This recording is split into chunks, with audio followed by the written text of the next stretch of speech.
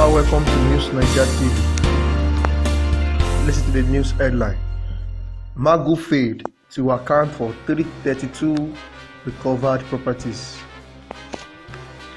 The suspended acting chairman of Economic and Financial Crimes Commission (EFCC), Mr. Ibrahim Magu, has again been accused of allegedly failing to give a proper account of missing 332 out of the 836 recovered real estate properties in March 2018. A report by the Presidential Committee on Audit of Recovered Assets (PCARA) made available to the News Agency of Nigeria (NAN) confirmed the development, indicating that the said property worth billions of naira. The report also noted massive wastage and deterioration of physical assets, including landed property, cars, and vessels, recovered by the EFCC due to poor management.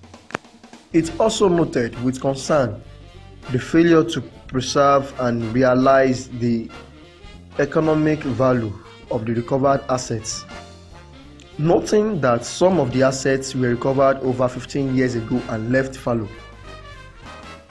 A disturbing example is the two vessels that allegedly sunk at NNS Beecroft Naval Base, Lagos, and NNS Pathfinder Naval Base in Port Harcourt without trace, under the watch of the acting chairman of EFCC. The vessel named Empty Good Success, MVPSV Derby, and MV Thames were allowed to sink in spite of several warnings from the Navy on the need to evacuate the petroleum products in the vessel. The total value of the assets lost due to negligence runs into millions of US dollars. The suspended acting chairman is yet to provide a report on what happened to these vessels. The report said NAN reports that Magu, who is currently facing charges of mismanagement and lack of mismanagement, transparency in managing recovered assets, as well as disobedience to directives and to court orders, would be expected to provide answers to conflicting figures. The PCARA reports also noted that the few consultants hired by EFCC were not managing a substantial number of the recovered assets, and that the EFCC has no capacity to manage the entire assets on its own. The committee therefore alerted the nation on the economic and environmental implications of EFCC's negligence of duty. It equally observed that EFCC made conflicting submissions of returns to it in respect of the non-cash assets, which substantially affected the committee's assignment. The report read in part, for instance, EFCC stated 836 as the number of recovered real estate in the original returns it made to the president on 7/04/2017.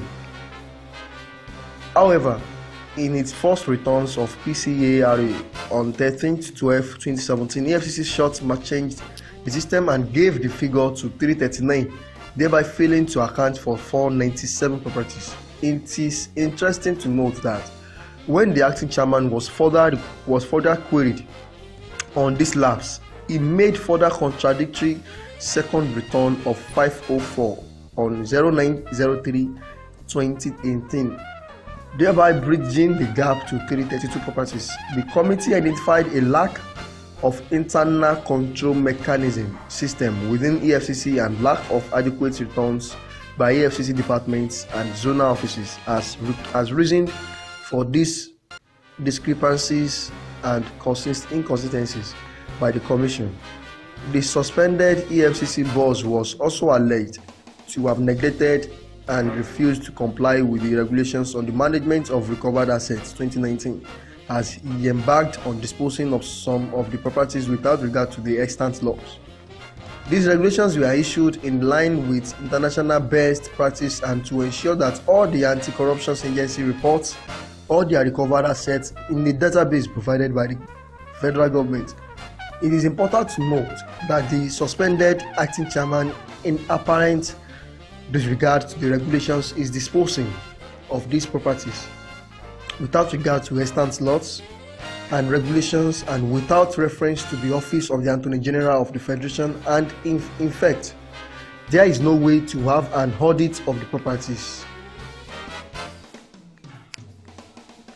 The report also listed the numbers of the affected properties suspected to have been illegally acquired, as well as the bank accounts of those individuals serving as fronts for the affected EFCC officers. Most of the recovered assets are allegedly sold without anyone knowing and without proper records and without recourse to the Federal Ministry of Works and Housing that has the mandate to undertake the evaluation of such properties.